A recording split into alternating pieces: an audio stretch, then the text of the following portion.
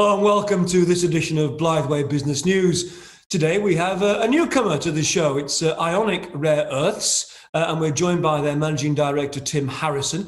Ionic Rare Earths is listed in the Australian market on the ASX with a ticker of IXR, market capitalisation of around 150 million Australian dollars. Ionic is developing a rare earths project in Uganda. Tim, welcome to the show.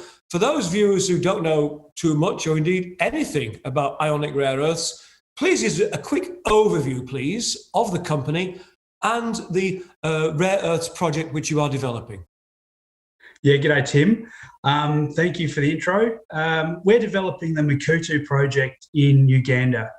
The project is 120 k's east of the capital, Kampala, and the deposit is an ionic adsorption clay. So these are very rare deposits, very simple processing, simple mining, and very unique outside of southern China.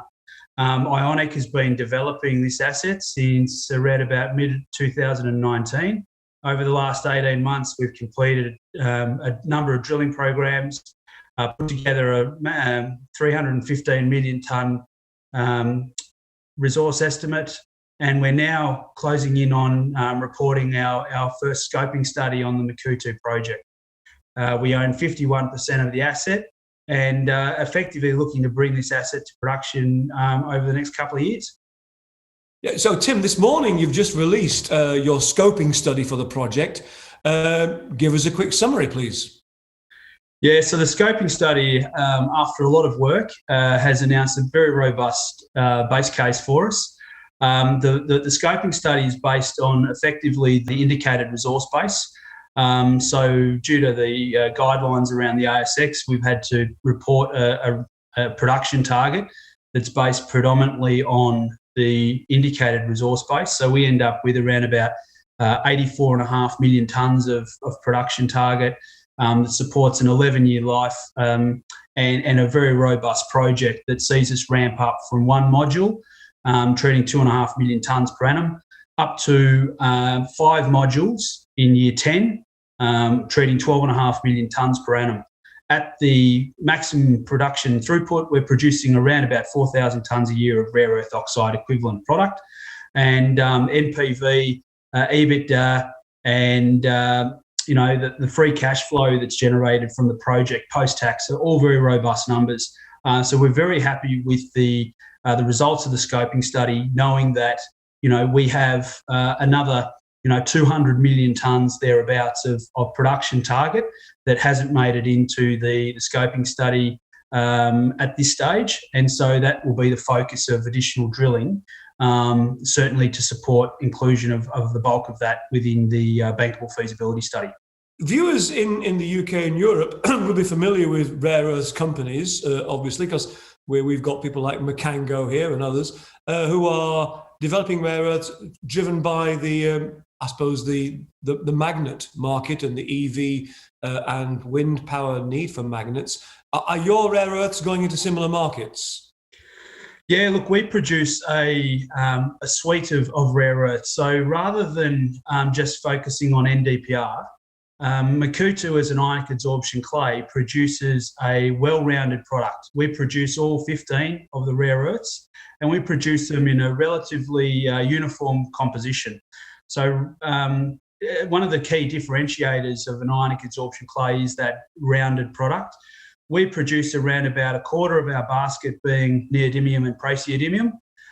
But the other composition, we've got about 50% of our basket being heavy rare earths, which was very unique when compared against the other hard rock rare earth projects that certainly investors in the UK have got direct access to. So we produce a very well-balanced product. Roughly around about 73% of our basket is critical and heavy rare earths. So it's a very unique basket, and it's a very valuable basket. Okay, so the Makutu Rare Earths project, what's the timeline for developing it?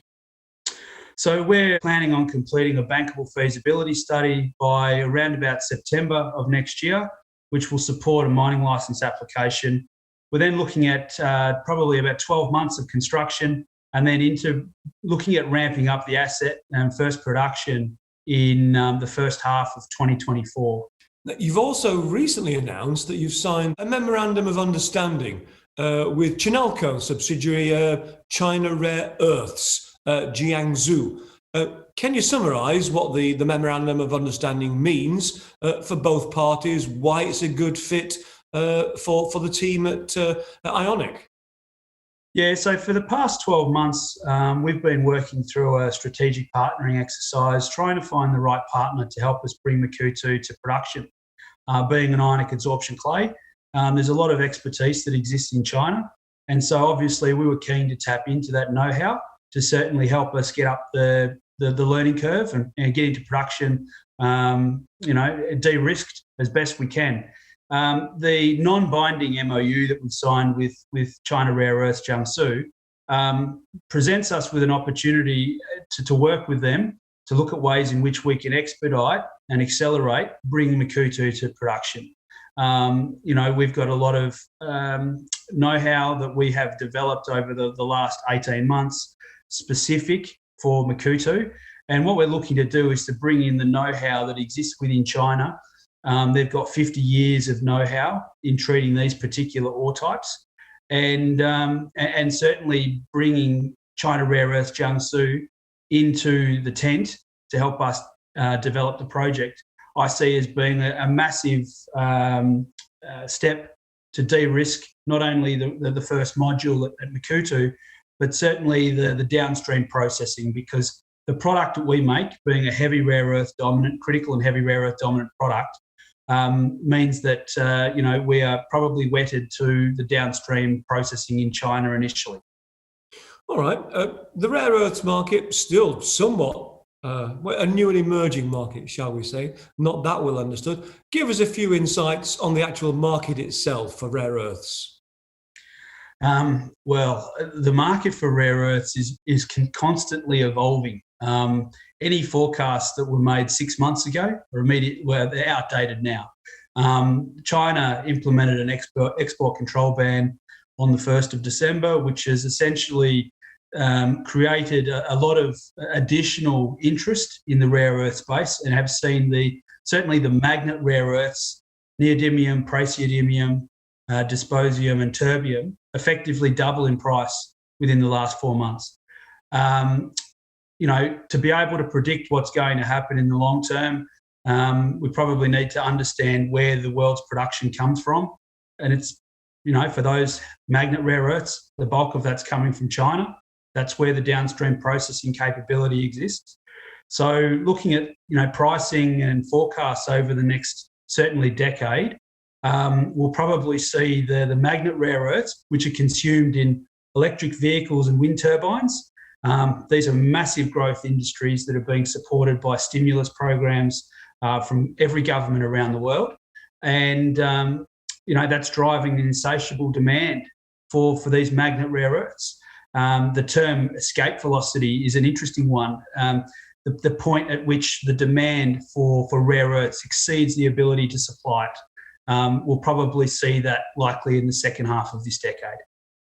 So a market which is heavily reliant on supply from China, it must be great to have for the metals and mining and stock exchange markets around the world, a supply from outside China in Uganda. And as you said, Tim, in a rare earths market which is constantly changing, as you know, investors want to be kept up to date with Newsflow. You obviously had the scoping study out today.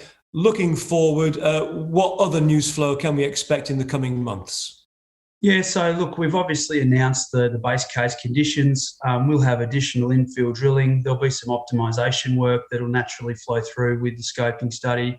We're looking at a very robust business case, generating the best part of nearly $1 billion Aussie in free cash flow over 11 years. So it's a very robust project, producing a suite of rare earths into a market that's not going to be able to find them elsewhere. Given the surging prices that we're likely to see at the end of this decade, ramping up rare earth production into that market is going to be, I think, very attractive for investors.